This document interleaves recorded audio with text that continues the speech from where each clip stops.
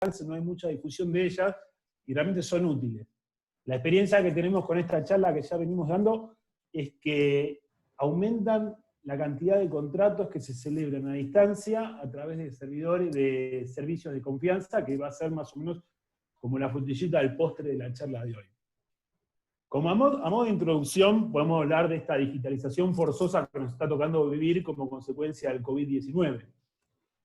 Fíjense que esto nos obligó a acelerar el proceso de digitalización y utilización de las tecnologías de información y comunicación, las denominadas TICs.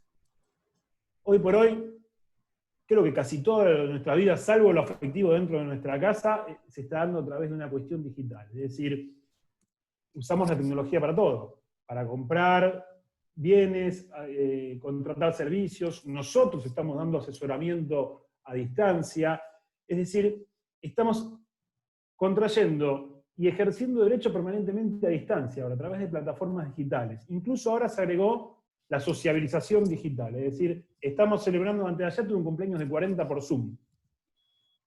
Y bueno, son productos de esta digitalización forzosa, pero no es caprichosa. Nosotros celebramos contratos todos los días en forma digital, cuando pagamos un impuesto, cuando compramos un pasaje, cuando compramos un producto. Entonces la idea es también traspolarlo a esta cuestión cotidiana de nuestra profesión, incluso para los que no son abogados. Tengo entendido que en el SECLO, ustedes esto lo tienen que manejar bien, y quisieron, o hay un plan de hacer, en realidad lo hicieron, no sé bien cómo está funcionando el tema de los contratos, de los acuerdos a distancia, de los espontáneos. Pero en estos casos, el abogado se transforma como un custodio y garante a través de una declaración jurada de la manifestación de la voluntad del trabajador. Claro, el trabajador no puede venir a nuestra oficina, en teoría, a firmar un acuerdo, y tampoco se dirige al SECLO a ratificar como era antes. Entonces, en teoría nosotros, que tenemos una firma electrónica ingresada en la plataforma del SECLO, seríamos el garante. Pero ¿qué pasa si en un futuro, más allá del éxito o fracaso que puede tener la acción, el cliente nos dijo que realmente eso no fue lo que nos dijo que nosotros contratemos? También se puede dar. Entonces, en realidad, todo está recayendo, incluso en los tribunales de capital, en la responsabilidad del abogado, que es el que tiene que poner su garantía en cuanto a mantener incólume la declaración de voluntad de un tercero.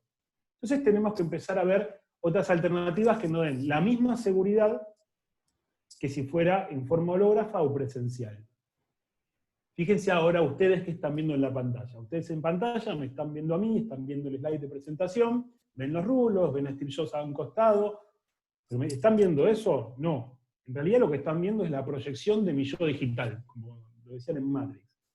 Ustedes lo que ven es una captura de mi imagen que hace mi cámara, la computadora, lo codifica en un lenguaje informático, viaja por internet y llega a sus ordenadores, a sus compus o a sus dispositivos, y el dispositivo lo vuelve a decodificar en un lenguaje inteligible.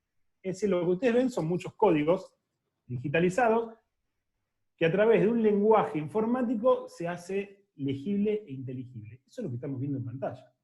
Entonces, el contrato a distancia tiene que ver con eso. Es la traducción de la manifestación de la voluntad nuestra, o de nuestros clientes, o de los firmantes, en un lenguaje informático de que después de manera pueda ser recuperable. Entonces, para ver esto, lo que vamos a hacer, vamos a navegar 4 conceptos. Vamos a navegar el concepto de contrato, vamos a navegar el concepto de documento electrónico, firma electrónica, firma digital, y vamos a agregarle lo importante de esta charla, que son los servicios de confianza o terceros de confianza, como se dice en la Unión Europea. Entonces, para navegar estos conceptos, Ariel, te escucho un poco bajito, si puedes ponerte el micrófono más cerca, mejor. A ver, ¿ahí me escuchás mejor? ¿O el Zoom? Muchísimo mejor ahí. Entonces, espera que usamos el truco, que es este, ¿eh? ¿Perdón? ¿Ahí va bien? Sí, mucho mejor. Listo. Yo sabía que para algo servía ese plastiquito. Bueno. Entonces, contrato. Nosotros vamos a hablar de contrato ahora. Si nosotros ponemos en una licuadora el artículo 957, el 286 y el 1015, nos va a dar algo. Es decir, el 1050, lo que vamos a hacer es jugar armónicamente con el articulado que vamos a pasear ahora un ratito para llegar hasta la definición final del contrato telemático. El artículo 957 del Código Nuevo, yo soy de lo que estudió con el Código Viejo, así que me tuve que poner a tiro.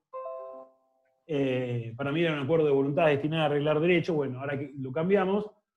Y en realidad es un acto jurídico cuando entre dos o más partes manifiestan su consentimiento para regular, crear y extinguir derechos.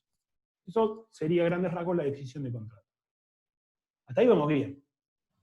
Pero lo importante es que ya el artículo 286 nos habla que este contrato, o sea, el acto jurídico, puede hacerse constar en cualquier soporte, siempre que su contenido sea respetado con texto inteligible, aunque su lectura exija medios técnicos. ¿Vieron qué es lo que veníamos hablando recién? La pantalla lo que hace es decodificar un mensaje informático y hacerlo a través de un texto inteligible. Y el medio técnico es el dispositivo que a través del lenguaje informático lo decodifica. Y a su vez el artículo 1015 lo que habla es la libertad de las formas.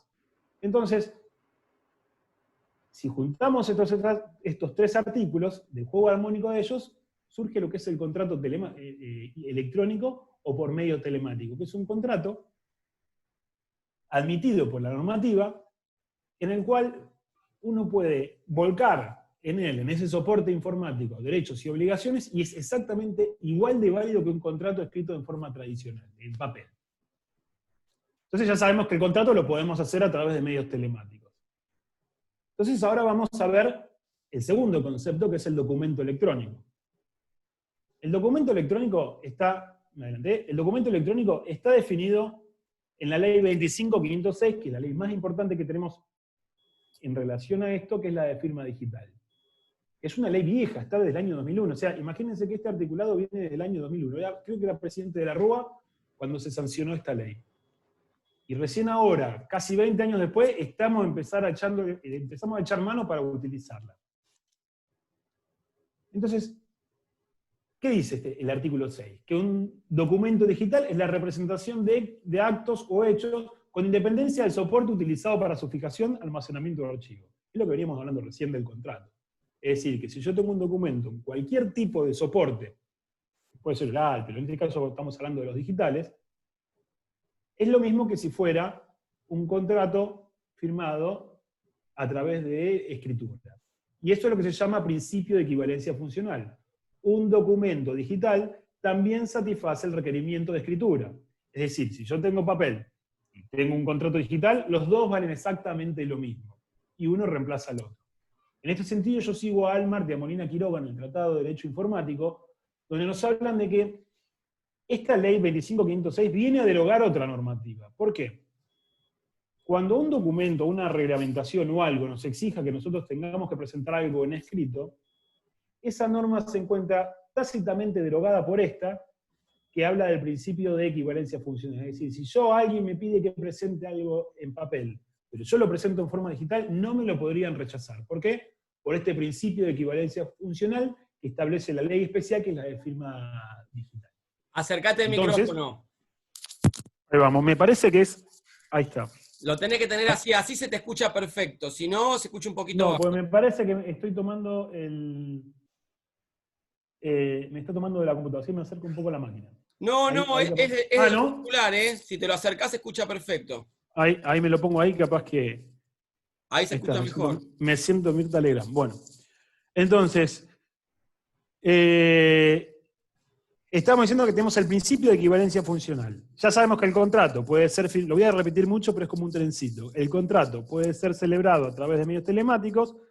Este medio telemático, el soporte es un documento electrónico, y este documento electrónico tiene la misma validez que un documento en papel. Entonces, ya sabemos que el contrato se puede celebrar con esta moderna metodología. Entonces yo me animé a aventurar una definición de documento electrónico, que es el documento electrónico que fue generado mediante es un documento electrónico aquel que fue generado mediante la intervención de un sistema informático cuyo contenido se encuentra almacenado en un soporte tecnológico determinado que puede ser reproducido, y recuperado y reproducido posteriormente. Entonces ahora vamos a caracterizar este documento dentro de la normativa que nosotros tenemos. Entonces el artículo 286 habla de los instrumentos. Entonces tenemos los instrumentos públicos, que claramente no lo es, y cuando hubo un intento de que lo sea a través de la firma digital y un decreto que salió el año pasado reglamentario, los escribanos saltaron como leche hervida, entonces instrumento público no lo es. Si hay un escribano, no lo tome mal, es solamente una referencia jurisprudencial. Pero sí es un instrumento particular, que a su vez estos instrumentos particulares pueden ser firmados o no firmados. Pero pueden ser almacenados en cualquier soporte siempre que su contenido sea representado con texto inteligible, aunque su lectura exija medios técnicos. ¿Ven que es lo mismo que nos dice la ley de firma digital? Por lo tanto, ya sabemos que un contrato que esté soportado en un documento electrónico, que cumpla con estos requisitos, es un instrumento particular, que puede ser firmado, es decir, firma electrónica o digital, o no firmado, como por ejemplo, una conversación de WhatsApp. El artículo 287 nos da un poquito más de especificidad en el tema. ¿Por qué? Establece que esto que venimos hablando, y dentro de lo que nos importa, que son los instrumentos particulares, si no están firmados, es cualquier otro escrito no firmado, impreso, registro visuales, auditivo, y yo lo marqué, cualquiera sería el medio empleado. Entonces, un correo electrónico tranquilamente puede revestir la categoría de instrumento particular no firmado y no por eso ser inválido. Una conversación de WhatsApp es claramente un instrumento particular no firmado porque está emitido a través de una cuenta telefónica asociada a un usuario y que me está emitiendo una comunicación. Y esa comunicación claramente es una declaración de la voluntad, sea el contenido que sea el que está incorporado en el mensaje. De hecho, hay un artículo que escribí para Rubinsal que es notificaciones fehacientes en tiempo de pandemia, de cómo un WhatsApp puede ser una notificación fehaciente incluso en el ámbito laboral. Si alguien lo quiere, después yo se lo paso por correo electrónico. Entonces, ya sabemos entonces que el contrato puede ser realizado de forma telemática y que tiene la misma validez que un documento en escritura en papel. Puede ser firmado o no firmado. Entonces ahora nos vamos a ocupar de los firmados, porque en definitiva hoy vamos a hablar de contratos firmados a distancia. Entonces necesariamente tenemos que hablar de la firma. Entonces, lo primero que vamos a hablar es cómo la regula el Código Civil y Comercial en el artículo 288. Ya sabemos que la firma es un acto que permite identificar la autoría de un documento con el creador de este, ya sea de puño y letra, o sea una firma digital o electrónica. Y la ley lo que dice que en los instrumentos generados por medios electrónicos, el requisito de la firma de una persona queda satisfecha si se utiliza una firma digital que asegure indubitablemente la autoría e integridad del instrumento. Es decir, que pide dos requisitos. Y acá ya empezamos a hablar de otro principio de equivalencia funcional. Como lo vimos recién en el documento electrónico, también lo estamos viendo en la firma. Lo que nos está empezando a decir este articulado, el segundo párrafo, que es que si yo firmo algo digitalmente, va a tener la misma validez que si lo firmo en forma hológrafa, siempre que se asegure estos conceptos de autoría e integridad que ahora los vamos a desarrollar. Ahí viene la ley 25.506, que nos viene a determinar exactamente el concepto de la firma digital. Porque la ley de firma digital hace una diferencia, que si no la conocen es entre firma digital y firma electrónica. Entonces, primero empezamos por la digital. Entonces es el resultado de aplicar un documento digital, un procedimiento matemático. ¿Esto qué es? La contraseña. Entonces la contraseña lo que hace es desbloquear la posibilidad de firmar un documento. Tiene que ser susceptible de verificación por terceras partes. Eso quiere decir que si ustedes me envían a mí un documento firmado digitalmente, yo ese documento puedo verificarlo frente a un tercero y en el que realmente me diga que el certificado de la firma es auténtico, es válido, está vigente y se corresponde con el firmante. Y a su vez, que se permita identificar al firmante y detectar cualquier alteración del documento digital posterior a la firma. Recién hablamos de identificar al firmante, es lo que hablamos de autoría, el principio de autoría. Y cualquier alteración del documento es lo que se dice principio de integridad. Ahora lo vamos a definir exactamente qué son estas dos cosas. Y los procedimientos de firma y verificación tienen que ser determinados por autoridad de aplicación de acuerdo a estándares tecnológicos. ¿Qué significa todo esto? Son los requisitos para que una firma sea digital. En nuestro país, a través de esta ley, lo que hacen es el Estado conservar el monopolio de la concesión de la firma electrónica. ¿Qué significa esto? Que va a ser firma digital solo cuando la firma sea emitida a través de un certificado emitido por una entidad certificante. Si ustedes litigan en provincia, cada vez que ustedes introducen el token, la Corte Suprema de Justicia, que es la entidad certificante, valida que nosotros somos los que realmente estamos firmando el documento.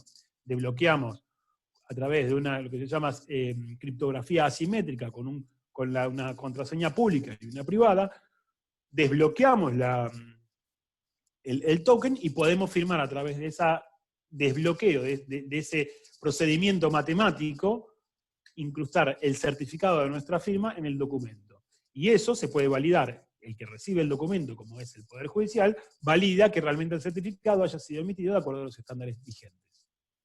Eso es la firma digital. ¿Lo que tiene de particular la firma digital? Los caracteres. Los caracteres son autoría. Y la ley, en el artículo 7, la 25506, define la autoría como la relación de correspondencia directa existente entre el firmante y el documento. En otras palabras, es que una correlación directa entre la individualización e identificación de la persona suscriptora en relación al documento creado. Es decir, tal persona es la que efectivamente firmó tal documento. Después tenemos el segundo carácter, que es la integridad. ¿Qué es la integridad? Es la inalterabilidad del documento desde que fue creado hasta su verificación. Es decir, cuando nosotros vamos a un escribano, el escribano certifica la firma y abajo pone, pero no certifica el contenido. ¿Por qué? Porque solamente identifica a la persona. La firma digital va un poquito más allá. La firma digital lo que hace es mantener la integridad del documento. Es decir, que lo que yo firmé es efectivamente lo que está soportado en el documento. Si hay alguna alteración, porque los documentos digitales son alterables, igual que los del papel. Entonces, si hay alguna alteración, es muy fácil validar esa alteración y entonces no me va a coincidir el certificado.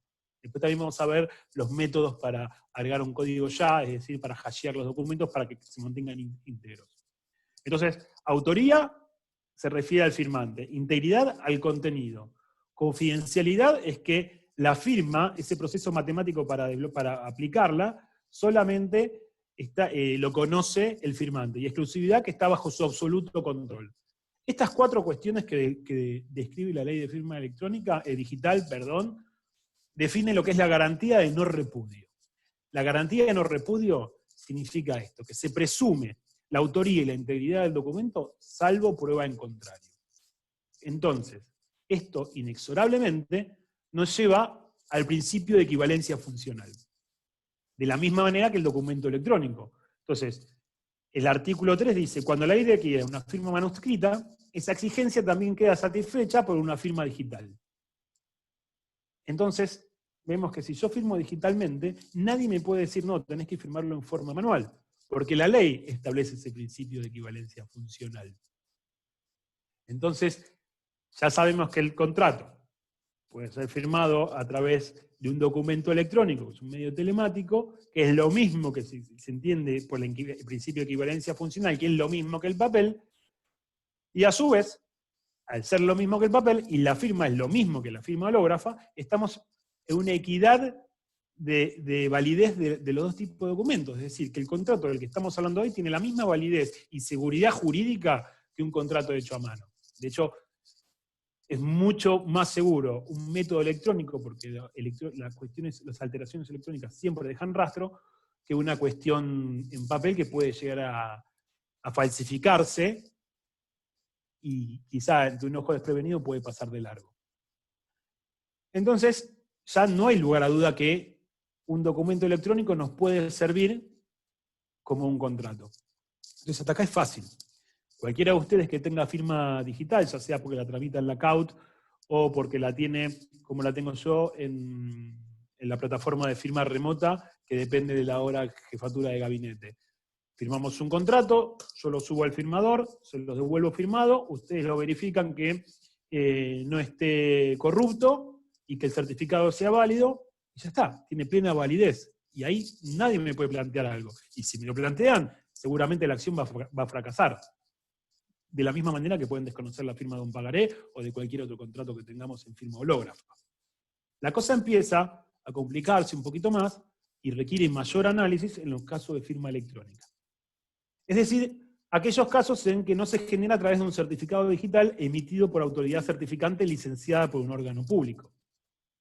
Y esta diferencia, lamentablemente, la genera la propia ley en el artículo 5, que define a la firma electrónica como un conjunto de datos electrónicos integrados, ligados o asociados de manera lógica a otros datos electrónicos, utilizado por el signatario como su medio de identificación, y que carezca de algunos de los requisitos legales para ser considerada firma digital. Los requisitos legales los vimos en el artículo pasado.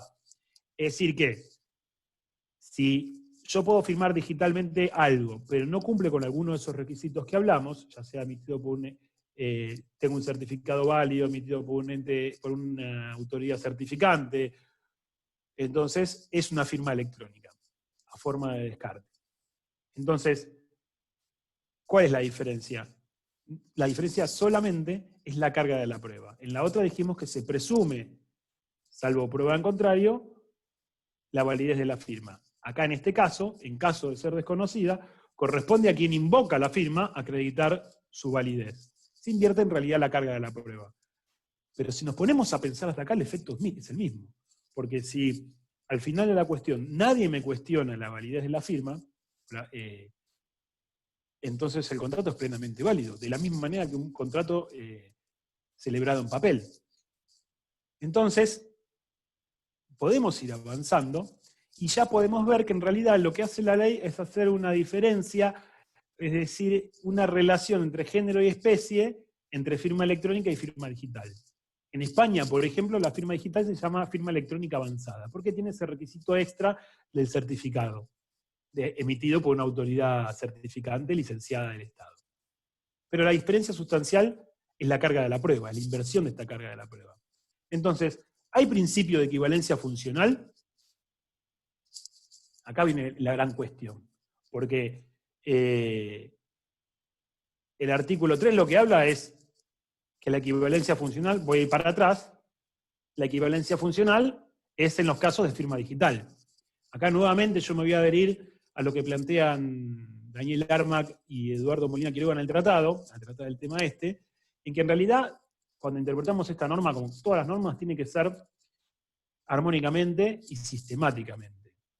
Y la realidad que en el artículo 1 le otorga plena eficacia jurídica a la firma electrónica y a la firma digital. Y en el artículo 7 establece que la única diferencia que hay entre ellas es la presunción de validez del documento firmado.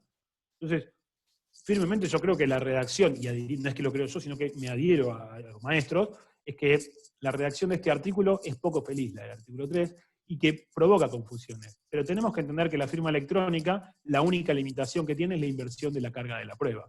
Porque como veníamos diciendo, ¿cuál es lo importante?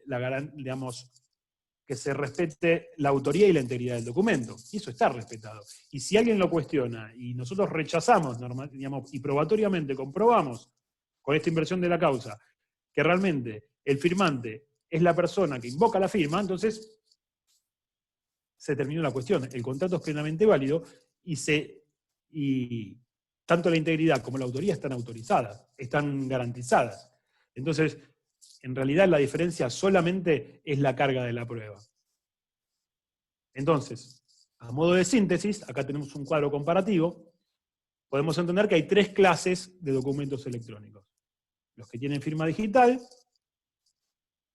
los que carecen de alguno de los requisitos de firma digital y por lo tanto son con firma electrónica, y los que carecen de cualquiera de todos estos elementos, si no tienen ni firma digital ni firma electrónica, y son lo que dijimos antes, de acuerdo al Código Civil y Comercial, que son los mensajes no firmados, y especialmente compuestos por aquellos mensajes que pueden ser de correo electrónico o de WhatsApp, que no tengan ni firma digital, ni...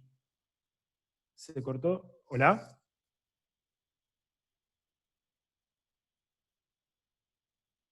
¿Hola? Hola Ariel, ¿Hola? estamos bien, ¿eh? ¿También? Sí, ¿Están viendo la pantalla? Sí. Porque me está pareciendo que está pausada la pantalla. Bueno, no hay problema. Entonces, estaban las diferencias que hay entre los dos. Está en la filmina 1, Ariel. Ya por eso te decía. Algo pasó que se dejó de Compartir. Ahí está. Ahí estamos en la 12. Bien, perdón, no sé qué pasó que dejó de compartir. Bueno. Me adelanté.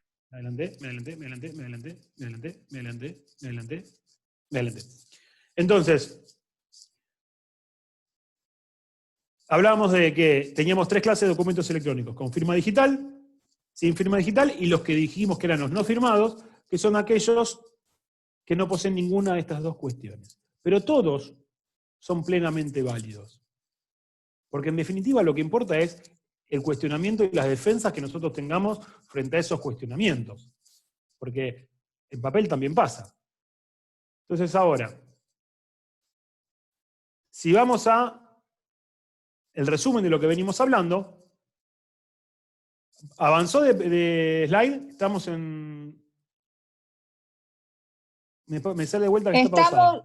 Estamos viendo la filmina de firma electrónica y firma digital. Las diferencias. Es como que se corta ahí. Vamos a volver. Ahí está la 13. Bien, perfecto. No sé por qué se corta. Entonces, tenemos por un lado el contrato, por otro lado tenemos, ya navegamos el contrato, sabemos que un contrato puede estar dentro de un documento electrónico y sabemos que puede ser firmado digital o electrónicamente. Con estos 3 componentes ya tenemos un convenio, un acto bilateral plenamente válido y que tiene la misma seguridad jurídica y la misma validez jurídica que un contrato hecho en papel. Entonces, ahora vamos a introducir un tercer elemento, que son los terceros de confianza. Pero para llegar a esto primero, vamos a hablar de... Vos sabés que se pausea, no sé por qué se hace pausa en la presentación. Ahora se salió la presentación. Ahí la estás escribiendo. Ahí la pusiste de vuelta. Bien, automáticamente hace pausas, no sé por qué. Bien. Ah, ya está, perdón. Soy yo. Entonces, ahora vamos a hablar de lo que es la instrumentación del contrato. Porque en definitiva, ¿el contrato qué es? El contrato se divide en 3 etapas. La primera etapa, que es la etapa precontractual. Es decir, todo el sustento que nosotros nos da, todas las negociaciones, todas las tratativas, todo lo que nosotros armamos, ese plafón que hacemos de negociación para llegar a la firma. Casi ningún contrato se firma en el momento, siempre tiene algo de preparación. En este caso en particular, nosotros en la etapa precontractual, lo que aconsejamos es, y hoy es fácil porque es todo digital, documentar absolutamente toda esta etapa precontractual. Ya sea a través de WhatsApp, que dijimos que eran documentos particulares no firmados. En esta etapa precontractual uno negocia cláusulas, hace control de cambios, va mandando, recibiendo. Entonces, en este sentido, uno ya tiene de manera un marco probatorio para decir, en caso, para oponer frente a un cuestionamiento, que realmente nosotros llegamos a esa firma de contrato. Es decir, si yo firmo electrónicamente un contrato y alguien cuestiona la validez de ese contrato, yo al juez le voy a demostrar, a través de todo este elemento que tengo probatorio que se da en la etapa precontractual, de cómo fui llegando a esta cuestión. Incluso yo a los clientes, cuando contratan personal, en la declaración jurada que uno hace de domicilio del empleado, les pido que pongan domicilio electrónico, incluso ahora agregamos el artículo 75, que es el slide que sigue. Entonces,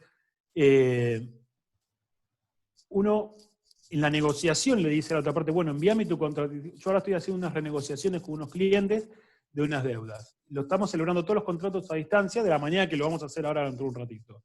Entonces, claro, la plataforma les manda un mail, pero uno va a decir, bueno, ¿y qué sabe si ese es el mail de él? Y si él me lo cuestiona, yo tengo toda la parte de negociación en donde él me manda y me instruye a que ese es su correo electrónico, de manera de poder vincular al contrato con toda esa parte precontractual. Y después viene la firma, que elegimos el medio que elegimos. Y después viene la parte probatoria. Y para eso, la parte probatoria, ahí, espera que vamos a pasar de presentación, también tenemos el documento electrónico, el domicilio electrónico. Y esto es nuevo, esto tiene un par de semanas. Con la nueva modificación de la ley de alquileres, aprovecharon y acertadamente incluyeron en el artículo 75 la posibilidad de constituir un domicilio electrónico en el que se tengan por eficaces todas las notificaciones, comunicaciones y emplazamientos que las partes se hagan. Entonces, imagínense, ahora en realidad lo que hay, lo que se puede hacer es un domicilio especial. Y el domicilio especial es aquel que surte efectos solo para determinado ámbito de relaciones jurídicas, es decir, contractual o convencional. Entonces, en el marco de la autonomía de la voluntad, también definida por el Código, las partes pueden convenir en forma bilateral que las comunicaciones que eventualmente se cursen en un domicilio electrónico puede ser el que ellos denuncien, y tienen los mismos efectos que si fuera notificada a un domicilio físico. ¿Qué te garantiza que el cartero realmente se los deja? Bueno, sí, hay toda una cuestión de licencias con el ENACOM que le otorga ciertas cuestiones de presunciones al cartero. Bueno, acá pasa exactamente lo mismo. E incluso hay mecanismos, que son materiales de otra charla, pero con las mismas plataformas, en las que uno puede garantizar la recepción de un correo.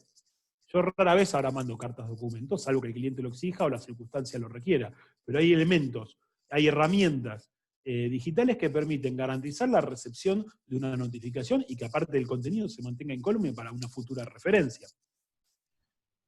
Entonces, incluyendo ahora, vemos que la normativa nos sigue permitiendo agregar cuestiones que hagan que la vida digital sea un poquito más, no sencilla, sino que no haya tanta controversia.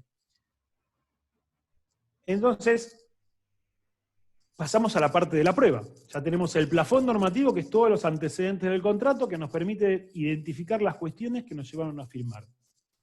Tenemos la firma, y después tenemos la cuestión de la prueba. La cuestión de la prueba, el artículo 2019 establece que los contratos pueden ser probados por todos los medios aptos. Entonces, si recién hablamos que yo puedo tener conversaciones de WhatsApp donde la contraparte me dice, sí, mi domicilio es este, mi mail es este, el precio es este. Entonces, si él me cuestiona después la validez del contrato, yo, valiéndome en el 1019, al juez le dice, pará, acá tengo todo este plafón probatorio mediante el cual realmente conduce a la celebración del contrato. Y reforzando el artículo 319 establece que se determina el valor probatorio de los documentos, estableciendo que dicha cuestión en los instrumentos particulares debe ser apreciado por el juez, ponderando, entre otras pautas, la congruencia entre lo sucedido y lo narrado, la precisión y la claridad técnica del texto, los usos prácticos del tráfico, relaciones precedentes, que es lo que venimos hablando. Si me lo cuestionás, yo te digo, mirá, me estás cuestionando algo que vos realmente colaboraste a que lleguemos. ¿Por qué lo cuestionas? Si realmente llegamos ahí. Pero fundamentalmente ahora quiero hacer referencia a la confiabilidad de los soportes utilizados y de los procedimientos técnicos que se apliquen. ¿Por qué lo subrayé? Porque en realidad ahora nosotros vamos a hablar de un soporte utilizado y un procedimiento técnico específico, que al juez le va a dar otra herramienta que, aplicando esta normativa, va a ser indubitable la procedencia de la validez de este contrato. Y son los terceros de confianza. Estos terceros de confianza, o servicios de confianza, como lo dice nuestra normativa, que también están regulados, son plataformas. Pero acá estamos hablando de documentos electrónicos, no es como una escribanía que viene un escribano lleno de libros y de protocolos, nos certifique eso. No, acá para certificar un documento electrónico se requiere cierta técnica y cierta instrumentación que no está al alcance nuestro. Entonces, existen estas plataformas que se llaman terceros de confianza, que vienen a los efectos de determinar con certeza estas cuestiones relacionadas a la existencia y autoría de los documentos electrónicos. Es un tercer sujeto, sí. Es una plataforma. De hecho, en Argentina hay una que se llama Asignatura, pero la mayoría de los clientes o los contrapartes con los que estoy celebrando contratos ahora usan DocuSign o SafeStamper. Hay un montón que no están radicadas en Argentina, pero tienen los elementos técnicos para que no haya dudas de que realmente estamos hablando de la integridad y la autoridad del documento. Porque en definitiva lo que se persigue al final con una sentencia judicial es que el documento realmente haya sido suscrito por la persona que dice que lo firmó, y a su vez el contenido esté inalterable como en el momento en que lo suscribió. Entonces, la doctrina local los definió como aquellos sistemas informáticos accesibles vía web, que pueden ser públicos o privados, que mediante la implementación de tecnologías como la firma electrónica o timestamp, que es el sellado en el tiempo, es decir, como ponerle un cargo, en el cual queda que una hora determinada se firmó tal documento y eso queda incorporado al documento, hacen las veces de certificadores y depositarios de los documentos electrónicos. Entonces vemos las funciones que tienen. Por un lado, el tercero o el servicio de confianza certifica estas cuestiones relacionadas a autoría, integridad del documento y fecha de creación. Por otro lado, son depositarios, porque ellos se quedan con una copia que la alojan en un servidor ultra seguro, que adelanto es blockchain, que hace que después pueda ser recuperado para verificar esta autenticidad de la que estamos hablando, y a su vez, todo esto se hace a través de documentos electrónicos. Es decir, ese documento electrónico es certificado por esta institución, por esta plataforma, mejor dicho, y a su vez ellos son depositarios y custodios de la integridad de ese documento para su futuro verificación, su futura verificación. Entonces, está bien. El que voy a mostrarles hoy, uno tiene sede en España, es decir, y acá es aplicable. Bueno, Argentina ya lo regula. Lo regula a partir del decreto 182 del 2019, y en el artículo 36 habla del servicio de confianza. Y lo define como un servicio electrónico prestado por un tercero de confianza relativo a conservación de archivos digitales, custodias de declaración de la voluntad realizadas en formato electrónico, contratos electrónicos y toda otra transacción que las partes decidan confiar a un tercero depositario. Sería como una escribanía virtual. Notificación fehaciente de documentos electrónicos, que es lo que decía, como yo ahora estoy haciendo intimaciones o notificaciones que sean fehacientes. Depósito de declaraciones de voluntad realizadas en formato electrónico.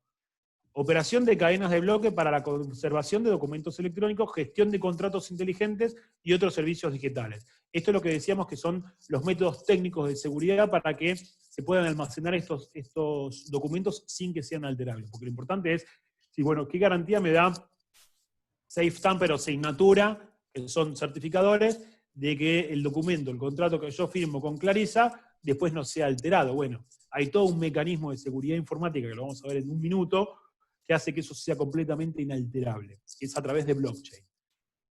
Servicios de autenticación electrónica, identificación digital y cualquier otra prestación que determine el ente licenciante. Entonces vemos que ya está regulado también acá en nuestro país. Entonces yo me animé a aventurar una definición, y yo creo que podemos entender, de acuerdo a esto, al tercero de confianza como un almacén virtual de documentos electrónicos que a través de medios digitales y medidas de seguridad informática, de acuerdo a estándares requeridos, puede dar certeza sobre la fecha de creación de un documento, sus autores o signatarios y la integridad de su contenido. Es como una escribanía virtual, lo vuelvo a decir. Espero que no haya ningún escribano, y si hay un escribano, les juro que no dije eso, dije otra cosa. Entonces, ya acá vemos, ya definimos lo que es un tercero de confianza. Entonces, ¿qué mecanismos usan los terceros de confianza? Porque para mantener esta integridad del documento tiene que haber un mecanismo diferente al que tiene una escribanía que guarda un protocolo en un libro, y otra copia la puede llegar a tener en el colegio de escribanos. Bueno, ¿cuál es? A través del hash. El hash es una función muy útil, que estoy tratando de buscar una definición, y dice, y yo encontré esta: el hash es el resultado de una función hash, la cual es una operación criptográfica que genera identificadores únicos e irrepetibles a partir de una información dada. La verdad que cuando leí la definición estaba igual que antes, no me había aclarado nada. Entonces busqué algún ejemplo o algo que nos pueda determinar o facilitar la comprensión del hash. El que ya trabajó con sociedades autónomas simplificadas la conoce, porque uno cuando sube los libros digitales, las actas, tiene que hashearla. ¿Y para qué se hashea? Para que ese hash, ese código que se le asigna al documento, después si yo lo altero, el libro o el acta, salte la diferencia, entonces por lo tanto declara la invalidad, se determina que está alterado el documento. Entonces acá encontré este ejemplo. Tenemos una entrada, o sea, cada palabra, cada cuestión que nosotros introducimos en una computadora tiene una composición digital, ¿sí? Es decir, nosotros, como dijimos al principio de la charla, ven que nosotros vamos y venimos todo lo que venimos hablando durante la charla. Zorro tiene una composición digital, es decir, ¿qué es Zorro? Y hay un código, se compone en bits. En realidad, si lo reducimos al lenguaje máquina, es 0001100 el código binario. Después hay un código que lo vuelve a traducir al lenguaje de programación y después se hace de vuelta inteligible a nuestras pantallas. Pero la computadora tiene una determinada composición digital la palabra zorro. Si nosotros le aplicamos una función hash, de acuerdo a esa composición digital, nos va a arrojar un valor hash. Entonces zorro, hasheado, significa DFCD3454. Y ese es el valor hash que le queda, que se determina a través de que nosotros hasheamos el documento. Ahora, si yo cambio y pongo el zorro corre, yo cambio ese documento que tenemos firmado y le agrego el zorro rojo corre a través del hielo y le vuelvo a aplicar la función hash, me da un valor distinto. Entonces eso va a hacer sonar la alarma de que el documento que yo estoy verificando sea distinto. Lo llevo a pesos. Yo tengo un documento que digo, te voy a pagar 10 pesos. Me va a dar un valor hash. Ahora, si yo le agrego 3 ceros más y digo, no, mira, son 10.000 pesos, el valor hash va a ser otro. Y eso es lo que determina que la integridad del documento. Si me cambian los códigos hash al momento de verificar el documento, entonces quiere decir que el documento fue alterado. Y si yo tengo el zorro rojo y en vez de corre, pongo camina, es decir, estoy alterando el documento, también me va a dar un código hash distinto, que es este que estamos viendo en pantalla. Entonces ahí podemos ver cómo la función hash es un mecanismo, un algoritmo que puede determinar seguridad plena de un documento en el que si el documento es alterado, entonces el código hash cambia. Y esto es muy sencillo de comprobar a través de algunos verificadores que están online.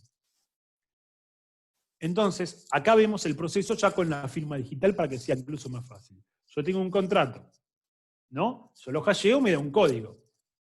El código se cifra a través de este mecanismo y le inserto un certificado de firma digital. Entonces tengo un código hash, que es el documento, más un certificado digital, que es lo que acredita mi identidad, o sea, mi autoría, perdón. Y eso me forma el documento firmado con el certificado. Cuando yo lo quiero verificar, que ahora lo vamos a hacer también en práctico, lo que hace el programa, o la función, lo que hace es desglosarlo. Y por un lado, el código hash tiene que coincidir con el código hash del documento que a mí me enviaron que yo quiero verificar, y tiene que coincidir el certificado. Si no coincide el código hash y el certificado, significa que es inválida la firma, y por lo tanto el documento fue alterado. Entonces acá vemos el proceso de firma del lado izquierdo, y vemos el proceso de verificación del lado derecho. Uno lo que hace es juntar las cosas, tanto el certificado como el contenido del documento a través de hasheo, y la verificación lo que hace es separarlo. Y lo que tiene que dar es que tienen que coincidir exactamente estos números. No es que a nosotros nos va a mostrar dos números distintos. El verificador a nosotros nos va a decir la firma es inválida, o el documento fue alterado. Esto es el desglose de cómo funciona el verificador. Y ahora viene la otra pata de esto, que es blockchain. ¿Qué es blockchain?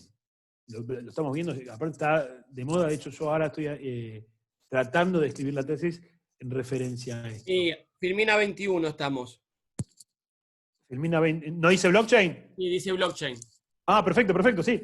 Adelante. Entonces blockchain. Entonces busqué la definición más sencilla que encontré de blockchain. Blockchain es un sistema de registro de igual a igual que permite a los pares realizar transacciones entre ellos sin ninguna autoridad centralizada. La red de igual a igual está completamente descentralizada. Para hacerla descentralizada, cada par lleva su copia del registro. Si yo cierro la charla acá, es como si no hubiese dicho absolutamente nada, porque yo personalmente esta definición no la pude entender. No sé ni de qué se trata. Entonces también busqué un ejemplo. Lo que es blockchain tiene que ver con esta cuestión de depositario del servicio de confianza. Y cuando hablamos de depositario significa que no solo conserve el documento, sino que lo conserve con las características que necesita ser conservado, es decir, autoría e integridad del documento. Entonces, ¿cómo funciona blockchain? Blockchain es como un sistema descentralizado en donde hay muchos nodos. Ven como la figura 4. Conectados, interconectados, todos en forma de red. Entonces, un usuario solicita una transacción. La transacción es subir este contrato. Firmamos un contrato con cualquiera de ustedes, con cualquiera de estos servicios. Entonces, ¿qué hace? En blockchain, que es una cadena de bloques, se crea un nuevo bloque con este documento electrónico. Y se le asigna el hash, esto que hace que sea incorruptible. Ese bloque, que está dentro del blockchain, se difunde a todos los nodos de la red. ¿Ves? Como ustedes lo ven acá en el punto 4. Y acá un parate. Cuando nosotros firmamos un contrato, al pie del contrato ponemos, se firman 2 ejemplares de un mismo tenor, bla, bla, bla, bla, bla, y se firman y se da, y cada uno tiene su parte. Entonces, si yo firmo un contrato con cualquiera de ustedes, y yo me lo llevo a casa, y le cambio el precio y vuelvo, ustedes muestran su copia y me decís, no, lo cambiaste, entonces no, adulteraste el contrato. Y después, a través de una determinada cantidad de pericias y un proceso judicial, se va a determinar cuál de los 2 contratos es el original. Pero tenemos 2 copias. O puede pasar a veces que uno firma, que le hacen hacer a los trabajadores, y el trabajador no se queda con nada. O en los contratos de locación, que a veces se lo queda solo el locador. Bueno, lo que tiene blockchain, y que es una de las cuestiones que siempre digo que Internet viene a democratizar al mundo, es esta cuestión que va a haber tantas copias del contrato como nodos hayan. Es decir, una vez que el documento electrónico, es decir, la transacción, entra en blockchain, lo que va a pasar es que esa transacción, una vez que está aprobada, se disemina y se difunde en todos los nodos. Entonces, cada nodo va a tener una copia de ese documento electrónico. Y si yo quiero alterar ese documento, no voy a poner, porque va a saltar en cualquier de los miles de otros nodos la diferencia existente entre el ya, que es el hash, digamos, el código hash que me arroje, va a diferir con los otros miles. Entonces es incorruptible, porque democráticamente cada uno administra una copia, y esa copia está con criptografía, es decir, está encriptada. ¿Qué significa que está encriptada? Significa que el nodo que tiene ese documento no lo puede ver, solamente se puede decodificar todos a la vez. Entonces, si se altera cualquiera de los nodos, yo estoy señalando como si estuviesen acá, perdón. Si se altera cualquiera de estos nodos, y yo intento modificar uno solo a través de una copia, va a saltar la inconsistencia. Entonces el documento es incorruptible. Y la única forma de alterar el documento sería hackear cada uno de los miles de nodos que tienen este bloque al mismo tiempo y al mismo microsegundo, que es técnicamente imposible. Entonces, esto hace que blockchain sea una fuente fidedigna para depositar determinados documentos. Hay algunos países que ya están usando tecnología blockchain para transferencias registradas de inmuebles. Vos tenés un bloque que es un inmueble. Le agregás un embargo y se genera otro bloque. Entonces, cuando yo vuelvo a levantar la historia de ese documento electrónico, voy a levantar los 2 bloques. Voy a levantar el bloque que tiene el título de propiedad y voy a levantar el bloque que tiene el embargo. Si yo cancelo el embargo, voy a agregar un tercer bloque. Y eso siempre va a estar junto. Es decir, es incorruptible. Y si yo quiero borrar el embargo, tengo que borrar los miles de servidores, de nodos, que tienen esta propiedad o este embargo o la anotación. Por eso el futuro de la escribanía, de la cuestión notarial y registral, se encuentra en blockchain. Pero bueno, pasando de largo, no quiero aburrirlos. Ariel, perdón, ¿se encuentra qué el futuro de la escribanía? En blockchain. El futuro de la actividad notarial claramente se encuentra dentro de lo que es la tecnología blockchain. Adelante, perdón por la interrupción. No, por favor, no hay problema. Vos pensás que vos ahora todo lo monopoliza el registro de la propiedad. Pero en realidad, blockchain es mucho más democrático. Nadie quita que se prenda fuego o que se rompa el servidor que tenga el registro de la propiedad, si es que estuviese digitalizado. Ojo, se te cayó el micrófono un poco, ¿eh? Ahí vamos. Listo. Ahí vamos. En cambio, con blockchain, la información se mantiene incólume por el tiempo de los tiempos, y eso da plena seguridad, no solo jurídica, sino comercial. De hecho, al que le interese, los bitcoins reposan sobre tecnología blockchain, que es lo que hace que digamos, hacia la funcionalidad de la moneda Bitcoin. Entonces, ya vieron que desarrollamos estos dos conceptos, de cómo hacer que el documento sea inmodificable, y a su vez cómo puede ese documento inmodificable, o realidad, se puede modificar, pero enseguida se puede determinar la modificación, se puede depositar en un tercero, en forma digital, y que se mantenga a título depositario para su posterior recuperación. Entonces, estas son las dos tecnologías que utilizan los terceros de confianza, o los servicios de confianza, para brindarnos la seguridad jurídica que estamos viendo. Entonces, a modo de síntesis, lo que podemos ver es que un contrato, les prometo que es la última vez que lo repito, un contrato puede ser celebrado a través de un documento electrónico, que este documento electrónico tiene la misma validez, exactamente la misma validez que un contrato celebrado en papel, siempre que la norma no exija una forma particular, y a su vez puede ser firmado digital o electrónicamente con las mismas implicancias, la misma validez que la firma hológrafo, en virtud de estos principios de equivalencia funcional, y a su vez tenemos esta herramienta, esta plataforma, que nos permite mantener la integridad del documento y detectar cualquier anomalía, cualquier variación, o cualquier hecho corrupto que pueda determinar una modificación del documento, y a su vez depositarlo en un tercero como garantía. ¿Cómo qué? Como garantía de autoría y como garantía de integridad. Entonces, aclarado estas cuestiones, lo que quiero hacer, que es la parte más entretenida de esto, es la práctica de todo esto que venimos hablando. O sea, ya sabemos cómo funciona normativamente el contrato electrónico. Ya lo definimos, ya sabemos que es lo mismo que papel, y tenemos que hacer una referencia acá de que uno, a veces, una reflexión más que una referencia, le pide mucho a la cuestión informática, pero le pide poco al papel. Fíjense que cuando nosotros recibimos una cédula, ¿y qué sabemos quién la firmó? Tiene un sello, un garabato en tinta, y la verdad es que no sabemos si la firmó un juez, un secretario, un oficial notificador, y está.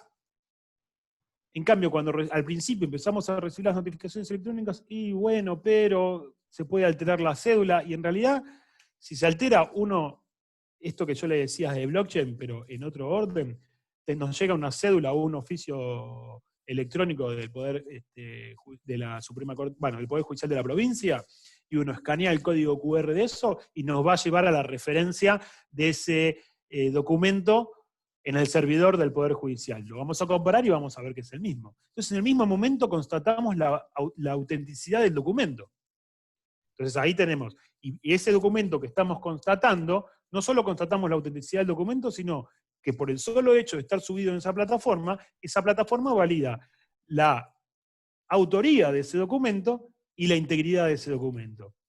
Fíjense, con solo escanear un código QR. En blockchain es lo mismo, pero una plataforma mucho más resguardada. Entonces, para hacer la práctica, ahora vamos a hacer uno de las dos plataformas que yo utilizo. La primera es Signatura. Signatura, la pueden en signatura.co.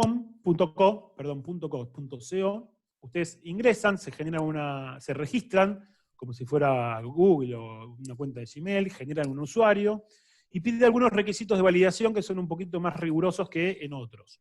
Como por ejemplo, uno puede validar su identidad a través de la FIP, o también adjuntar copias escaneadas de los documentos. Entonces, uno queda registrado en esa base de datos de Signatura, que va a hacer la función de acreditar nuestra identidad para una firma electrónica. Entonces yo acá tengo cómo funciona. Entonces para ingresar, ahí vamos viendo, uno pone su usuario una vez que ya está registrado, su contraseña, e ingresa. Entonces yo quiero firmar un documento. Entonces yo selecciono un nuevo documento, le pongo el título del documento que yo quiero firmar, por ejemplo, contrato de alquiler, una breve descripción, porque a lo largo de nuestra práctica vamos a tener muchos contratos, y esto va a estar siempre ahí como para poder tener la referencia e ir a buscarlo cuando lo necesitamos, y voy a subir el documento, que va a estar en formato PDF. Previamente voy a decir quiénes son los firmantes, subo el documento que quiero hacer, y acá voy a hacer una referencia, una pequeña pausa. Con respecto a los firmantes, a diferencia de la otra plataforma que vamos a usar a continuación, en Signatura se requiere que todos los firmantes estén registrados en la plataforma. lo que le da un poquito más de seguridad. ¿Por qué? Porque supongamos que cualquiera de ustedes se registra, hace registrar al cliente y hay un proceso de validación en donde esa persona se adhirió voluntariamente a la plataforma, presentó su documento y hace que el proceso de registro sea un poquito más rígido. Y aparte siempre vamos a tener todo el plafón probatorio que tenemos atrás, es decir, los intercambios de correo electrónico diciéndole, che, presentate, logueate en tal plataforma, signatura.com, ahí presentás, subí tu documento, y una vez que estés registrado, te mando para firmar. Entonces después, dentro de toda la base de la gente de Signatura, uno lo agrega a su agenda, y por ejemplo, yo lo agrego a este Fede 1 Díaz. Subo el documento, que en este caso siempre tiene que estar en PDF, hago que el archivo sea público. ¿Qué significa que sea público? Significa que sea público que lo puede compartir cualquiera, puede ver el documento. Es decir, que cualquiera que tenga el link puede ver el documento. ¿Qué es esto? ¿Por qué lo aclaro ahora? Si nosotros vamos a hacer un juicio y vamos a presentar este contrato como prueba instrumental, después vamos a plantear una prueba pericial. Y en vez de llamar a un perito calígrafo que forme cuerpo de escritura y que dependemos en algunos casos de su humor para determinar que es o no el firmante, y capaz que es un pésimo perito y determina cualquier cosa, pero el juez le va a terminar creyendo y va a hacer lugar o rechazar la demanda por una persona y por una grafía, acá lo que vamos a hacer es pedir siempre un perito experto, un perito informático. ¿Por qué? Porque el perito informático maneja todas estas cuestiones. Entonces, al hacerlo público, nosotros vamos a poner el link del documento, y el perito, cuando vea el documento, como así nosotros hacemos con las cédulas, como dijimos recién, o con los oficios que los escaneamos y nos lleva a la referencia, el perito va a hacer exactamente lo mismo. Y lo va a llevar al archivo depositado en blockchain, donde va a determinar la autoría y la integridad del documento. Y fíjense que una prueba pericial que no le va a llevar más de 5 minutos al perito de contado de que puso on en la computadora, cómo nos ahorramos todo un plazo de cuerpo de escritura y meses que nos llevaría una pericia caligráfica, que de todas maneras no es tan concluyente. En estos casos, el perito ni siquiera tiene que acercarse a ver el expediente. Solamente con recibir las constancias instrumentales y digitales que están guardadas en el expediente, cuando nosotros las enviamos, ya al perito le es suficiente. Es decir, el perito acepta el cargo hoy, y hoy a los 5 minutos ya puede determinar si el contrato es válido o no es válido. Y con un 100% de efectividad y precisión.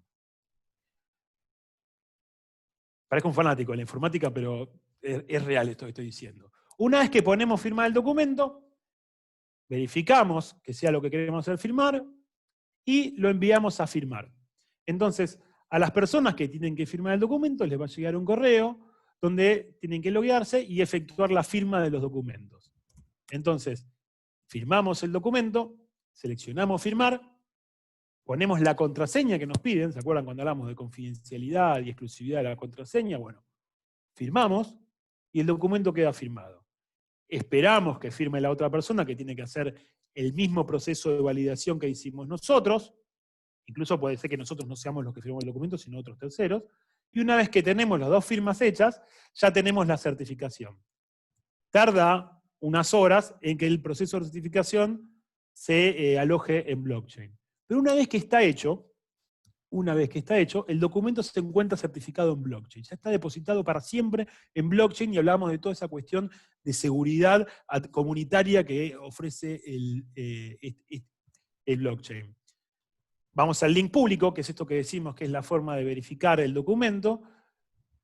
Esa es la huella digital del documento, que le hagamos el hasheo, y descargamos el PDF, que es el documento, o los recibos.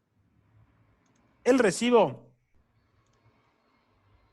esto es un documento que yo hice certificar, el recibo es este. Fíjense, el recibo que yo voy a descargar después es, ahí yo lo sigo señalando, el timestamp, que es la fecha en la que fue firmado, que es la fecha internacional, el UTC, el título del documento, está firmado y certificado por todas las partes. Esto que ya 256 es el hash. Esto es el bloque en la cadena en donde está alojado el documento, y estas son las especificaciones del documento. Esto es importantísimo, si ustedes lo ven acá, es el IP. Porque todo esto es materia probatoria, ese plafón probatorio que estamos hablando. Antes teníamos la etapa precontractual, pero esta es la etapa probatoria. Acá me dice hasta el IP de dónde salió la firma. Entonces, si alguien cuestiona, yo puedo determinar a través de esa IP de qué computadora, a través de cierta prueba informativa, que ahora también es digital, lo que hace que sea electrónica, que sea mucho más ágil, de dónde salió la firma de este documento. Entonces, imagínense, tengo todo el plafón probatorio de la negociación precontractual, donde lo invito a firmar. Le digo, le mando un correo o un WhatsApp o lo que yo tengo documentado de cómo le digo, registrate en tal plataforma o firmarlo, ya está el documento o lo que sea. Después tengo el contrato. Y después tengo toda la referencia de seguridad del documento electrónico firmado. Esas tres cuestiones hacen que sea indubitable la validez del documento, porque es seguridad plena. Y acá vamos a usar otro que es un poco más sencillo, que es SafeTamper. Personalmente, ahora estoy haciendo varios contratos para un cliente que necesita por cobranzas. Entonces, ¿qué hago? Como nadie puede venir a firmar, lo hago acá. ¿Por qué uso este? Porque este no requiere la registración de los firmantes. Solamente le envía un correo electrónico a la persona que tiene que firmar el correo con un link, sigue ese link, lee el documento, al pie, como cuando uno compra, acepta firmar el documento, hace el one drop click, uno tilda la opción, firma y le da la opción, que es un poco escírico, de firmarlo en la pantalla con el mouse y se firma el documento.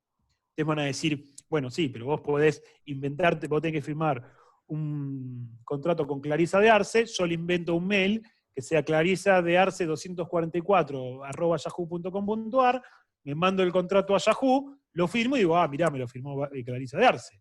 Pero acuérdense que esto es firma electrónica, Clarisa de Arce va a cuestionar la validez, entonces yo invoco la firma, voy a tener que acreditarlo. Entonces, eso es en el caso que sea falso. Pero si es verdadero, voy a usar todo ese plafón probatorio de lo que venimos hablando. Si mirá, yo te dije que firmes acá, me mandaste un mail de esta computadora, a través de este teléfono WhatsApp, que Enacom me dijo que es de Movistar y Movistar me dice que es tuyo. Entonces vemos que siempre el resultado final es el mismo. El contrato es válido. Y por lo tanto, al ser válido, estamos respetando los principios de autoría e integridad. Entonces, ¿cómo hacemos para firmar con esta plataforma? Vamos a la pestaña certificar, tengo que estar previamente acreditado. Ahora es paga, durante todo el aislamiento en España eran gratis la firma electrónica, ahora son pagas, pero es barato, por $10, que es a precio internet, a $10 uno tiene 6 contratos para certificar. Serían más o menos 50, 60 pesos por contrato, independientemente de las firmas que lleve el contrato. Pueden ser 5, 3, 2 firmas, pero se computa como un crédito. Eso significa que por 54 pesos yo tengo la certificación de una firma con el mismo valor que un documento notarial. Porque al final de la cuestión, si la otra parte me impugna una firma certificada, tendrá que hacer una redargución de falsedad que podrá o no tener lugar. Pero es cuestionable. Acá es exactamente lo mismo, pero en 30 minutos un perito informático, más toda la cuestión normativa, más toda la sana crítica del juez, va a determinar que realmente el contrato es válido. Entonces, retomo, ponemos firmar, arrastramos el fichero, es decir, el fichero, los españoles le dicen al archivo, contrato.pdf o como ustedes lo tengan, y lo firmamos.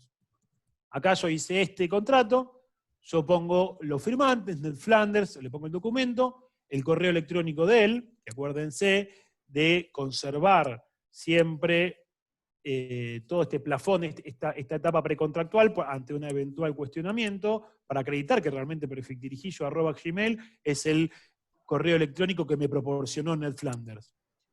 Y a título, acá ya podemos invocar el artículo 75 del Código Civil y Comercial como domicilio electrónico. Entonces ya le da más valor todavía a esta cuestión. El otro firmante es Homero J. Simpson, ponemos el documento, matanga@yahoo.com.ar. Lo ponemos a enviar la tilde, enviar a firmar, y nos va a devolver este documento. Este documento, en los costados, acá tiene todos los códigos, los IP, el número de referencia de dónde encontrar el documento como un link, la hora en la que fue firmado, quién lo firmó, el IP de quién lo firmó y el código de certificación. Esto sirve para muchas cosas, no solamente para firmar un contrato. Es material de otra charla, pero lo adelanto. Yo estos días tengo que notificar una demanda acá en provincia. Y tenemos opciones, ¿viste? Que la podemos hacer por carta de documento, pero tenés que poner el link de dónde ver la demanda. Y la realidad es que el link no se puede poner, porque hay que validarse dentro del sistema. Entonces le dan 5 días más para que puedan acreditarse en el sistema, y capaz que no se terminen de acreditar, o pueden pasar un montón de cosas. Con esto, ustedes, si nosotros subimos la demanda y la documental a blockchain, se mantiene inalterable, y tenemos un código ya, en un código acá dice safestamper.com, lo ponemos en la carta y la persona que recibe la notificación carga ese clic que es fácil y va a ver la demanda y la documental que nosotros subimos. Con integridad y autoría. Mucho mejor todavía que se la ve que trata de meter un código imposible o loguearse en el sistema del Poder Judicial, que tenés que ser abogado aparte para hacerlo. Entonces, tiene muchos usos esto. Hoy solamente tratamos la parte de la firma. Entonces, esto es lo que me devuelve. Puedo escanear también el código y me va a llevar al original, de la misma manera que dijimos que hacíamos con la cédula. Y después lo voy a verificar. La forma de verificar son dos. Yo puedo verificarlo o escaneando, son más de dos, perdón, o escaneando el código QR. Yo sigo señalando la pantalla. El código QR, o la otra es cargando la dirección web, que acá también la tengo, o haciendo clic, porque en realidad es un certificado digital, yo hago clic y ya automáticamente me va a llevar al mismo documento que está depositado en blockchain. La otra forma de verificar la integridad del documento es con un programa gratuito que es el Acrobat Reader DC. Este programa, lo podemos bajar en forma gratuita, tiene un sistema que si alguno pidió alguna vez un informe a la Inspección General de Justicia, la Inspección General de Justicia te manda la certificación digital. Vos, por ejemplo, un estatuto, un estado de estatuto actualizado, te manda un certificado digital, vos haces clic en el ganchito, te va a decir firmado digitalmente, la validez del documento y todo el estatuto, que tiene la misma validez que si fuera una copia certificada por escribano. Pero acá, en este caso en particular, yo subo mi documento, y mi documento lo que va a decir es, me va a mostrar el documento PDF que yo quise certificar, y en la parte del panel de verificación de validación de firma me va a decir, lo firmó Safe Creative SL. Claro, no lo firmé yo. Lo que hace Safe Creative es validar que yo lo firmé. Porque la firma digital es de Safe Creative, la nuestra es electrónica a través de ellos. Y acá describe absolutamente todas las cuestiones. Lo importante acá es que la identidad del firmante es válido y incluye un timestamp, una marca de hora incrustada. Entonces, nosotros tenemos la hora del documento, el día en que fue creado, y la identidad del firmante, que es válida. Y eso hace que a través de esta firma electrónica estemos en presencia, indubitablemente, de un documento con los principios y la presunción con la presunción de autoría, porque determina que esa persona, que este tercero de confianza certifica que tal persona firmó el documento, y por otro lado, que fue firmado en tal fecha y que el documento esté inalterable. Si hubiese alguna alteración en el documento, en vez de aparecer una tilde, aparecería una crucecita y nos establecería cuál es el defecto que tiene. El documento ha sido modificado, puede ser una de las cosas, o no coincide la identidad de los firmantes. Y esta es la segunda forma de validar un documento firmado a través de esta aplicación, que hay que hacer algunos seteos en la aplicación, pero son mínimos. Y después tenemos la firma digital, que uno la puede tramitar en cualquier registro del automotor, no sé si ahora lo están haciendo, en forma gratuita. Uno va con el celular, baja una aplicación que se llama Authenticator, llena un formulario, se ingresa en el registro automotor, que es la entidad certificante, y se pone una contraseña. Entonces después, yo para firmar un documento, genero un documento como el que vimos recién, lo subo, acá, ingreso mi contraseña y lo firmo. Y me va a devolver un documento igual que como me mandé, sin absolutamente nada. No es como los garabatitos lindos que parece una certificación notarial de SafeTamper, o con el resumen de PDF, el reporte que nos da Signature. No nos da absolutamente nada. ¿Pero por qué? Porque el certificado se encuentra incorporado en el archivo digital. Es decir, nos devuelve el mismo archivo PDF que nosotros subimos, pero ese archivo tiene incorporado un certificado que tenemos también 2 vehículos para verificarlo. Ese mismo archivo que nos manda, yo firmo un contrato con ustedes, un documento, cualquier cosa firmado digitalmente, y si yo lo quiero verificar, voy a la parte de verificar documento de la plataforma, me va a aparecer esta pantalla, subo el documento acá y pongo verificar. Y me va a devolver el resumen de la verificación, es decir, el detalle del documento con la información del certificado. Este es el número de serie de mi certificado, la autoridad certificante raíz de la República Argentina, el nombre es Ariel Ajinsky, me lo emitió la autoridad certificante, ¿quién es? El Ministerio de Modernización, a través de la plataforma de firma digital remota. Esta es la fecha de vigencia de mi certificado, y significa todo esto que el certificado mío es válido. Y si yo uso el otro mecanismo de Acrobat Reader, voy a ver que tenemos exactamente el mismo resultado que con SafeTamper, pero me va a decir que está firmado por Ariel Ajinsky, porque lo que determina es la firma digital. Que la firma es válida y la hora de la firma procede del reloj del equipo del firmante. Ahí no hay timestamp porque el documento ya no pasa por blockchain, sino que igual la hora es la que resulta cuando uno ve las propiedades del documento. ¿Cómo verifico? Voy al documento, botón izquierdo, propiedades, y ahí me va a decir la hora en la que fue creado el documento.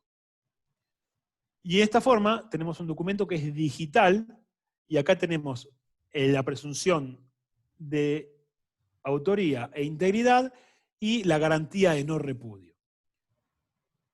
Y con esto terminamos la parte práctica de cómo hacer este proceso de firma de documento.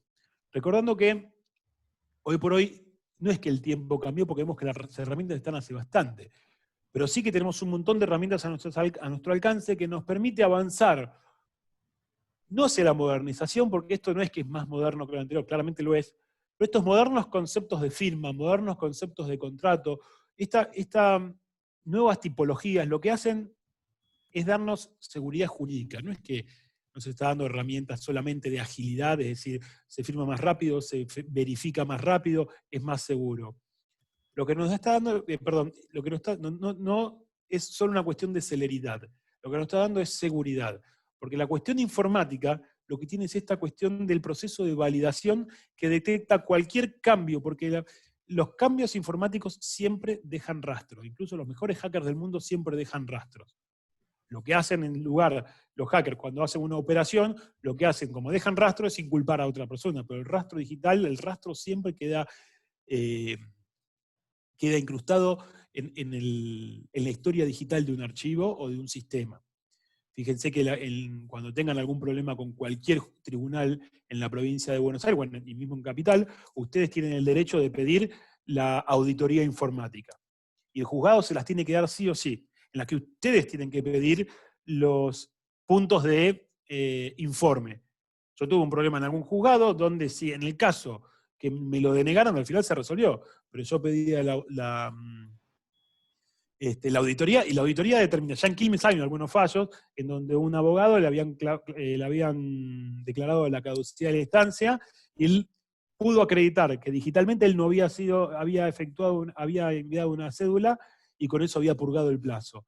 ¿Y cómo se determinó? A través del rastro digital que deja siempre, pero siempre, siempre dejan la actividad informática. Por eso hoy los abogados, creo yo, y esto es una opinión netamente personal, tenemos que empezar a dejar de lado un poco el latín y empezar a hablar un poco más en binario, porque todas estas herramientas necesariamente vinieron a cambiar el ejercicio de la profesión, y nuestra profesión va a cambiar mucho más en los próximos 5 años de lo que cambió en los últimos 50. Así que si quieren alguna pregunta, estoy a su entera disposición. Ariel, a ver si estoy con micrófono. Sí. Sí. Ahora Clarisa te va a decir todas las preguntas. Vos sabés que yo hace un tiempo había entrevistado a una persona que habló también de firma digital y él me dijo que hasta ahora, por el tema de la pandemia, no están habilitados los registros automotores para hacer este registro de la firma. ¿Vos tenés la misma información? Mirá, hasta donde yo sé, para la otra charla que dimos hoy, la verdad que me olvidé de hacerlo. Me fijé porque el turno se pedía por internet y no estaba el trámite de firma digital para esto. Hace poco, yo siempre tengo la ilusión de cuando hago algún tuit, del que alguien me lo lea, sí. Y le tuiteé, hice un tuit al presidente de la Nación diciendo, ya que estamos en el aislamiento, lógico o no lógico, lo que sea, pero sí. Ya que estamos en aislamiento, necesitamos esta herramienta. Me lo contestó el secretario de Innovación, que es conocido, que es César Gasso, pero el presidente se ve que no hizo eco de mi pedido. ¿Cómo es tu Twitter? Así te seguimos todos. Acá tienen. Ahí está, Ariel Ajinski. No le doy, la verdad que últimamente con las redes estoy un poco quedado, pero porque el trabajo, el teletrabajo, el trabajo a distancia, el trabajo en casa, parecería ser más ágil, pero a mí me resulta ser, por más que sea un fanático de la informática o lo que sea, todo más lento, ¿no? Porque bien. En casa uno tiene muchas interrupciones. Escúchame, vamos a las preguntas. Clarisa, habilitate el micrófono. Vi que había una, acá estoy. Vi que había una de la doctora Cadierno que hablaba porque somos la mayoría laboralistas acá, hablaba de qué pasa cuando el trabajador brinda consentimiento por mail a un acuerdo del 223 por reducción de salario. Te la leo exactamente. Los trabajadores están mandando por mail sus conformidades a los acuerdos entre gremios y cámaras para la aplicación del artículo 223 bis, declarando bajo juramento que les pertenece. ¿Puede cuestionarse cuando el empleador conserva el documento digital? Un mail, mirá, un correo electrónico. Con respecto a los requisitos intrínsecos del acuerdo, son ustedes los que lo van a contestar mucho mejor que yo. Porque en realidad, en definitiva, cuál es la formalidad que requiere la autoridad para homologar el acuerdo o para considerarlo válido, es otra cuestión. Desde el punto de vista extrínseco, es decir, desde la forma, yo lo estoy haciendo. La realidad que lo estoy haciendo, el resultado lo va a terminar definiendo un juez laboral. Y va a determinar de la preparación que tenga el juez laboral en cuanto a la admisibilidad de esta forma. Te repito, sé que hay ciertos requisitos que se exigen, en algunos casos, de acuerdo a la cantidad de empleados, tienen que homologarse o no homologarse, pero si me hablas en términos de manifestación o declaración de la voluntad, yo entiendo que un mail es hasta firma electrónica. Yo me animo a decir que es hasta firma electrónica. ¿Por qué? Porque uno para entrar en su correo electrónico tiene que introducir una contraseña que lo valida y lo identifica dentro de un sistema para poder efectuar esa comunicación electrónica. Bien. Y si uno puede determinar que inexorablemente salió de esa persona a través de este plafón probatorio, yo creo que sí. Ahora después, si requiere patrocinio letrado en virtud de la irrenunciabilidad de los derechos laborales, es otra cosa que va por otro canal. Yo particularmente ahora estoy haciendo con un restaurante de Capital, sí, que está parado desde marzo, son menos de 20 empleados, sí, estoy armando todos los convenios a través de Safe Tamper. Y se los voy a mandar, y la realidad, bueno, no van a tener patrocinio letrado, es cierto, y quizás se puede atacar por ese lado.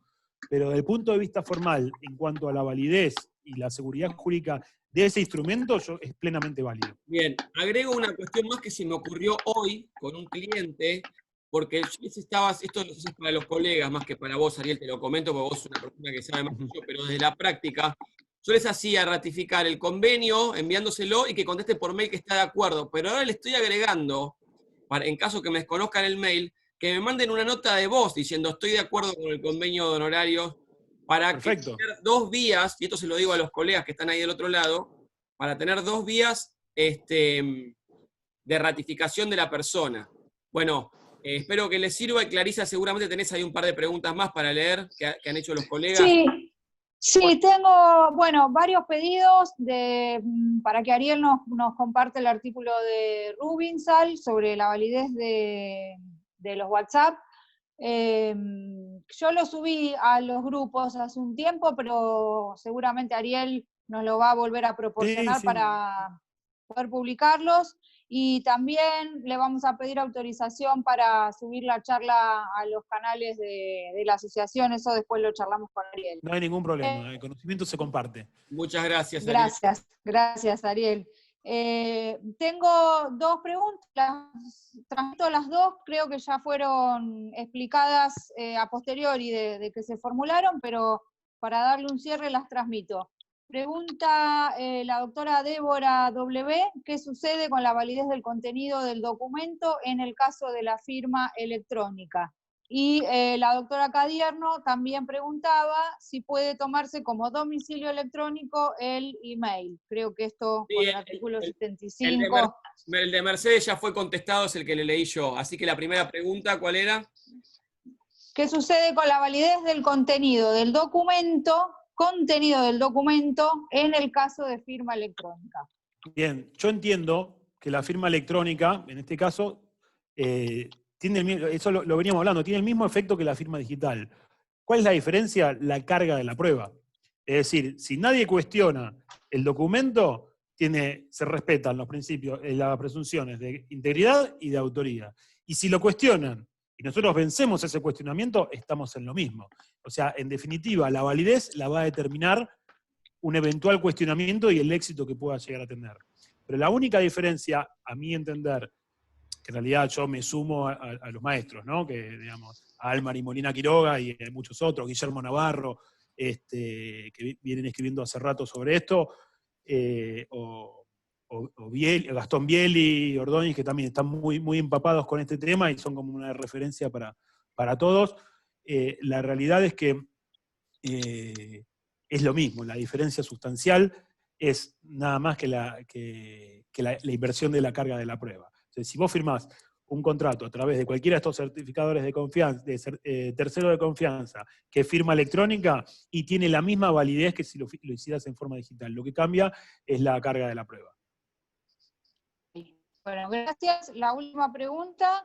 Y con respecto al otro, con respecto al tema del domicilio electrónico, no lo quería dejar pasar. La doctora Cadierno, exacto. Sí. Sin dudas, un correo electrónico, uno lo constituye. De hecho, yo en los contratos que estoy firmando, a partir del 2020, fueron todos con domicilio electrónico en el cual se tendrán por válidas las notificaciones. Hay herramientas dentro de estas, si a alguno le gusta investigar, para enviar correos electrónicos certificados, es decir, que uno pueda tener constancia, que queda en blockchain también, de cuando una persona lo recibe. Vindelex, que es un estudio innovador en materia de derecho informático, que lo dirige Guillermo Navarro, justo esta semana sacó un artículo que notificaron una demanda a través de signatura, a través de una de estas plataformas, a través de blockchain. Cosa que viene un poco a transformar la cosa. Y yo me atrevo a decir que con respecto al documento electrónico, me atrevo a decir que también lo constituye un número de WhatsApp. Porque WhatsApp es una plataforma de mensajería mediante la cual una persona emite una comunicación electrónica que recibe otra persona. O sea, claramente está efectuando una manifestación de la voluntad. Y también lo estoy poniendo en los contratos y también se lo hago firmar a los trabajadores de los clientes para efectuarles notificaciones. ¿Por qué? Porque el WhatsApp en algunos casos tiene hasta la posibilidad de verificar la recepción. Es más, si uno le manda a una persona una notificación y dice ok o no estoy de acuerdo, ya sabes que la recibió, si no se le ponen los dos tildes de otro color. Bien. Transmito una pregunta bien típica de actividad probatoria. La preguntan si la autenticidad del documento, en vez de intentar acreditarla con una pericia informática, no se podría informar a través del tercero de confianza. No, lo que pasa, el tercero de confianza es una referencia. El tercero de confianza es un depositario. Es como el escribano. El escribano lo lleva al juicio. Lo que va a hacer la pericia, en realidad, si nos ponemos a pensar, la verificación la podría hacer el mismo juzgado. El auxiliar letrado, cuando llega un documento firmado con estas características, hace clic en el link y se terminó la cuestión, los va a llevar a Safe Tamper y va a determinarlo. Eso sería lo lógico y lo que debería pasar, y lo que va a terminar pasando dentro de muy poco, porque esto es exponencial, cada vez va a ser más corto los plazos de adaptación. Pero necesariamente hoy por hoy es un perito informático el cual tiene el conocimiento de estas cuestiones y le va a dar la convicción a un juez de que realmente el documento tiene los requisitos de integridad y autoría. Perfecto, contestado con toda precisión. Última pregunta del doctor Petruso. ¿Qué plataforma nos podría indicar para certificar la recepción de correos electrónicos en blockchain? Y SafeTamper. SafeTamper, Bindelex lo hizo por signatura, todavía no lo vi el procedimiento, pero por SafeTamper que vimos, tienen que voy para atrás. Si ustedes ven, cuando yo entro en la aplicación, yo tengo diferentes cuestiones para hacer. Uno web es para certificar contenidos web. Por ejemplo, navegar. Y uno va navegando, por ejemplo en Facebook, hay una ofensa en Facebook, algo que yo quiero certificar de Facebook, yo navego a través de este certificador, que me abre un navegador específico, y va certificando y tomando capturas de pantalla que le aplica el mismo procedimiento. Lo hashea y lo deposita en blockchain y queda ahí incólume, de manera tal que si esa persona después borra la publicación, yo después lo tengo certificado. Y eso no hay vuelta atrás, digamos. Tiene también la integridad de que tal cuestión lo vio. También hay cuestiones de geolocalización. En la app, que yo también la tengo, uno cuando quiere certificar una foto de un choque de autos, ¿qué hace? Llama al escribano, viene el escribano, con un paquete de plata, certifica y dice, sí, tal auto chocó, y te arma todo un acta. Con la aplicación lo que uno hace es sacar la foto, y la foto te va a geolocalizar, porque los teléfonos casi todos vienen con GPS hoy, y lo que vas a certificar la aplicación es que en tal latitud y en tal longitud, que se ubica en un plano de Google Maps, por ejemplo, que vieron que ya se está tomando como prueba la geolocalización de Google Maps para determinar los accidentes in itinere. Va a certificar que tal foto fue tomada en tal hora, en tal lugar, y la captura de pantalla se corresponde con eso. Y acá también tenemos la función de notificaciones, donde uno puede enviar correos electrónicos y certifica la recepción de los mismos. Como también, sin que se firme, o alojar también archivos y guardarlos, como por ejemplo hacen en propiedad intelectual. En propiedad intelectual uno hace una canción o una obra literaria, y ¿qué hace? Lo sube acá, y si alguien después reclama la autoría de esa cuestión, si no, mirá, yo lo subí primero. Priori in tempo, propter in iure. ¿Cómo es? Potior in iure. Potior in iure, ahí está. Bien que estoy dejando de hablar latín para hablar en binario. Entonces, todas estas aplicaciones tienen múltiples funcionalidades. Nosotros estamos armando una especie de curso para empezar a desarrollar todas estas herramientas que tenemos, que son baratas, son accesibles y tienen un grado de seguridad enorme y desproporcional al precio que se pagan.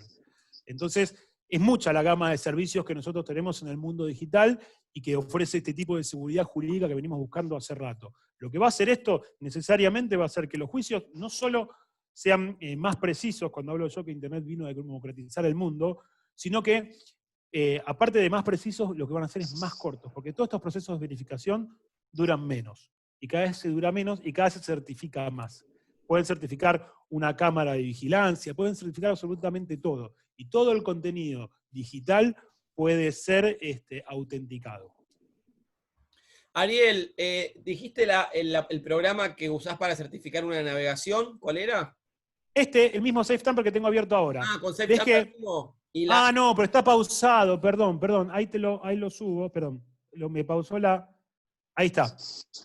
Ok, con este mismo... Lo había pausado. Exacto, si ustedes lo ven, yo estoy hablando...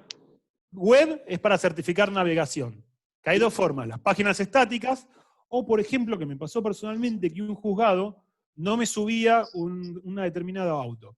Y yo, para que no me corran los plazos después, porque también existe la posibilidad de que se dejen en blanco el proveído, se suba después, a más de uno le habrá pasado que los proveídos dictados en un mes aparecen al otro mes. Y después hay que comprobarlo. Entonces, con esto yo no necesito ni pedir una auditoría informática. Yo determino que hoy es martes, día de nota. Hoy está la última actualización de un expediente, es el 5 de mayo. Y si después, la semana que viene, aparece que el día de hoy justo salió un auto y no estaba publicado, yo puedo determinarlo sin lugar a dudas de que eso no pasó. El correo es para enviar correos certificados, notificaciones para garantizarse la recepción de esas notificaciones. El de apps es lo que les dije recién, como por De ejemplo... geolocalización de la foto, ¿no? Exacto. Firma es el que usamos nosotros, y fichero es como, por ejemplo, para hacer la guarda de un determinado archivo, como por ejemplo, para la propiedad intelectual. Que lo sumo en la corte. Ariel, bueno, Muy bien. no hay Mira, ninguna Iván, pregunta más. ¿querés ver un video? Mirá, ¿sabés qué? No. Perdón, a ver. Mirá.